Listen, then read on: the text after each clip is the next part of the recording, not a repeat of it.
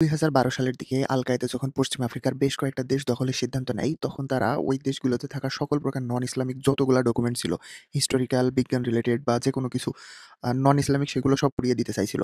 কিন্তু আবদেল কাদের হায়দারা নামের একজন আর্কাইভিস্ট ছিল, যিনি তার কৌশল খাটিয়ে সশস্ত্র আল-কায়েদার বিপক্ষে সে প্রায় ৪ লক্ষ ডকুমেন্ট কৌশলে স্থানীয়দের সাহায্য নিয়ে সেগুলো স্মাগল করার মাধ্যমে রক্ষা করতে সম্ভব হয়।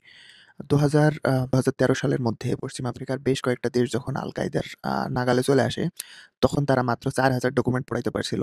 এই ৪,০০০ কিন্তু পার্সেন্টেজ ওয়াইজ মাত্র 2% এর মতো। তো ব্যাপার হচ্ছে আ উনি শুধুমাত্র তার বুদ্ধিমত্তা খাটিয়ে একটা সশস্ত্র মিলিট্যান্ট বাহিনীর বিরুদ্ধে গিয়ে এই যে গত ১-১.৫ হাজার বছরের আফ্রিকার ইতিহাস, ঐতিহ্য, বিজ্ঞানের বিভিন্ন ম্যানুস্ক্রিপ্ট সে রক্ষা করতে সক্ষম হইছিল। এখন ব্যাপারটা ভেবে দেখেন, কোনো কারণে এই লোকের মতো আরো কয়েকজন যদি বাগদাদের ওই ডকুমেন্টগুলা বাঁচাইতে সক্ষম হইতো বা হচ্ছে স্পেনের ওই মসজিদটা বাঁচাইতে সক্ষম হইতো, তাইলে কিন্তু আমাদের হাতে আজকে আরো অনেক বেশি পুরোনো দিনের জ্ঞান থাকতো।